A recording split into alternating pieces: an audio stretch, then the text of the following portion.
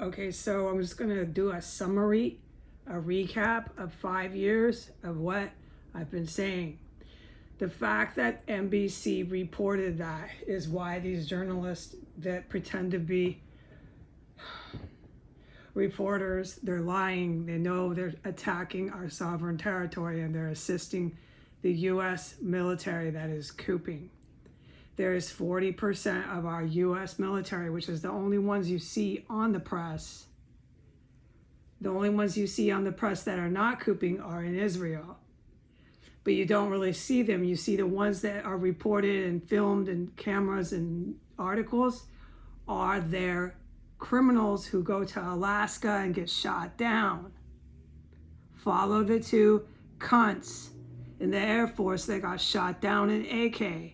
They just came from Israel because the good guys are weeding them out from the Middle East so they can do a proper war there.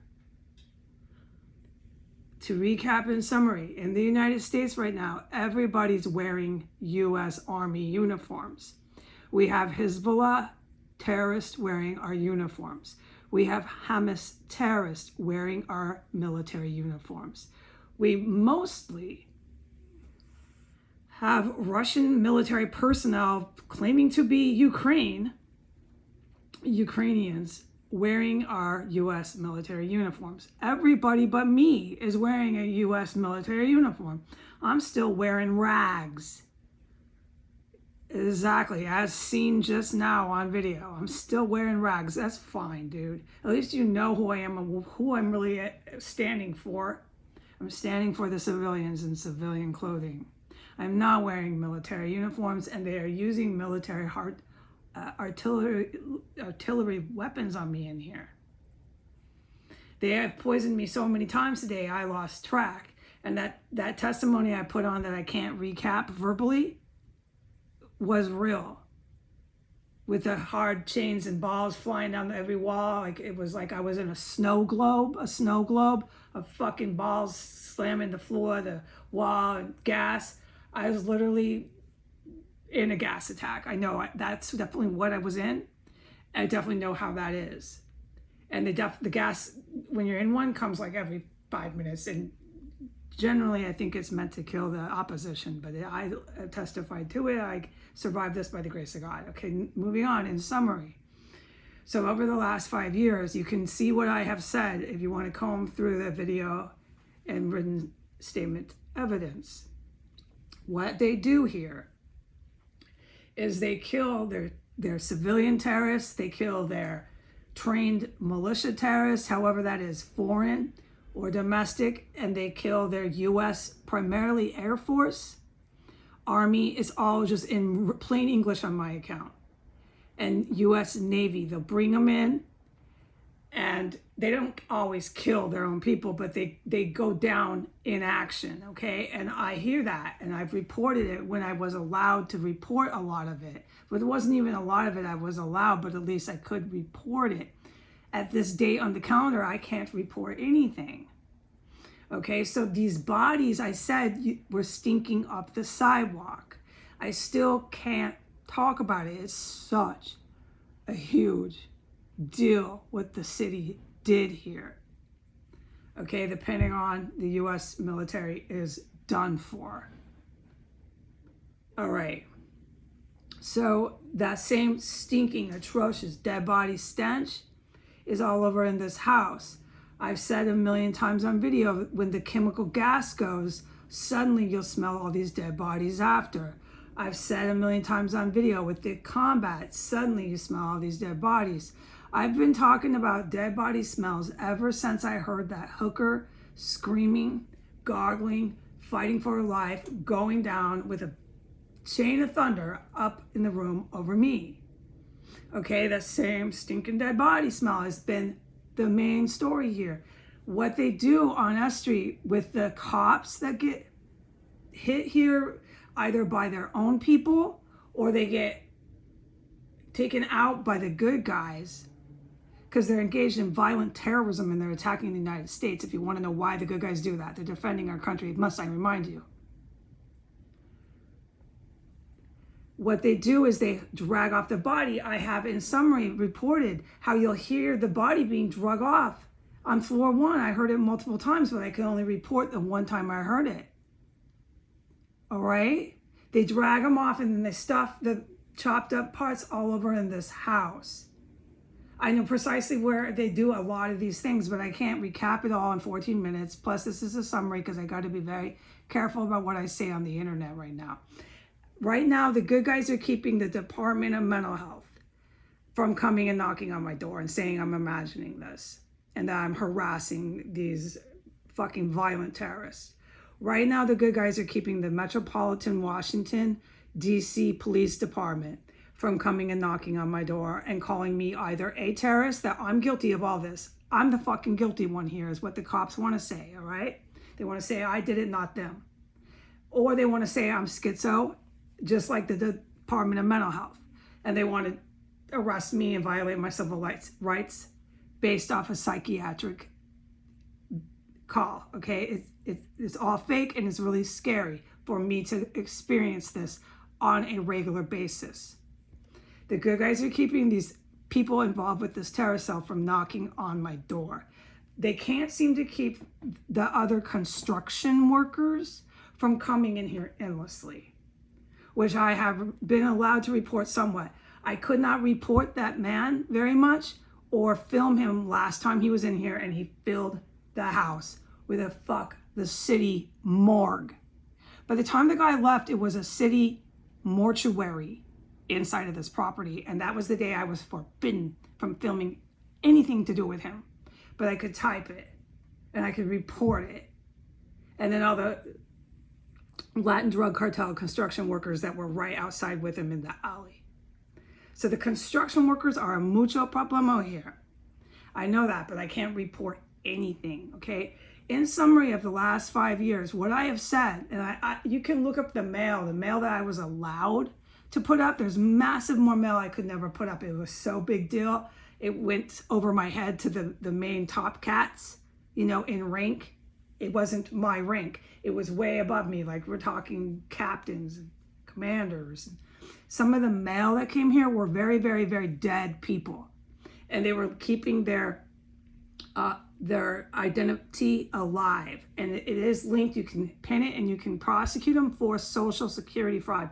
But there's a massive, massive hundreds of people, and I've witnessed in here that get killed one way or another, and then they get chopped up. One way or another, they die inside the property over the last 5 years, and then they chop them up and they organ harvest them, and they keep their identities alive for up to 2 years. They wanted to do that to me. That's why William Murray and Gwendolyn Ball kept stealing my mail. That's why you'll see those emblems. When the 2 terrorists here died, they raided all the mail on that shelf by the door. It's on film. They took off with all my fucking private mail. They took off with everybody's mail. That's why they took off with the mail, but they wanted mine too, because they planned to do to me what they do to everybody here. Chop everybody up and keep their fake identities alive. Put them anywhere. They give these deceased people actual driver's licenses and identification cards. That I can talk about. I can go into more detail about that. They have people that work for certain cities.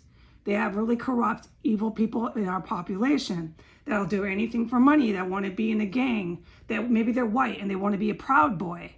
So they work at the DMV and they're easily to do that. You get them right involved, okay? And maybe they're got a drug habit. It's really, really out of control, okay? What's happening in the United States. So it's not that hard for this terrorist cell to get their deceased people who they've harvested the organs, they've dismembered and dissolved the body parts. It's not that hard to keep their identities alive. Just find a place to keep sending the mail. Get an identification card for them and use that in certain ways to make it appear as if they're still alive. Okay, so this is really, really creepy. I've been saying that what they do here, and no one ever questions any of these perps, ever investigates any of these perps, ever searches the property. Oh God, I mean, I can't believe no one ever searched this property. No one ever raided or seized this property. No, it goes on and on and on. And the construction workers are now the ones that keep coming in and out, in and out, in and out, rampaging, leaving notes, so on and so forth. But I need to keep it in summary. We're going to close here with what I've covered for over these years. So I've witnessed so much. I know how they operate in here, okay?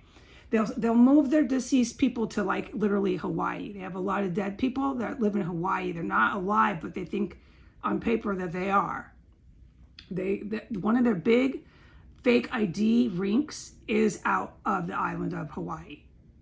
That's where they wanted to put me once I disappeared, in Hawaii. Okay, my relatives were involved with this. My relatives are involved with this terrorist cell. I pray for my biological mother's life. I pray she's arrested. All right.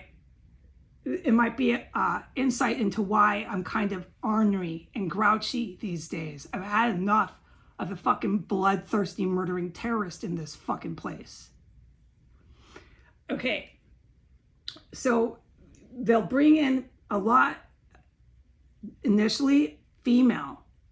There was a lot that I heard, not all the time. No. It was equal in number, but the ones I would hear that would get killed upstairs were women, more than men. But no. I heard plenty of guys go down. But what is so tragic and disturbing is the women, almost 80% of the time I heard and can testify, I witnessed murders up there. It wasn't good guys. It was other terrorists taking them out, would whimper. You hear the women, they whimper, they make sounds. They're always pretty surprised. It's really sad, but when women are killed, they generally make some noise if you don't cover their mouth. And what I've witnessed with the males is when they would go down, it was just like, boom, they go down like cannonballs. So they didn't have a chance to be surprised. They literally do some really despicable shit to females up here. And what they were doing, the U.S. Army, Navy was really bad. The U.S. Navy was really bad at doing this. And Air Forces, they were recruiting these women who should never have been recruited. They're former prostitutes. They have a lot of solicitation, selling their body charges. Maybe they were working at a strip joint and they were doing hand jobs and blow jobs in the private room. You know, they're hookers. And they would recruit them into the military and they would end up coming here.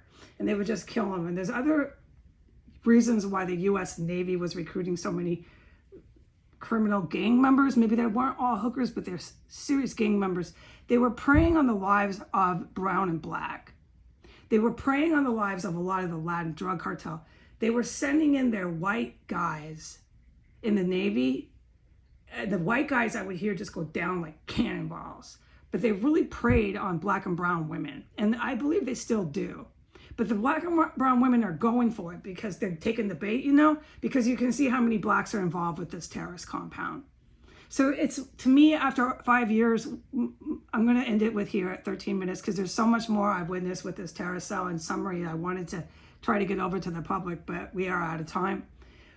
What I've witnessed and what I can say is there's a problem with the U.S. population. At this point, we can't completely blame black or white or Mexican. No.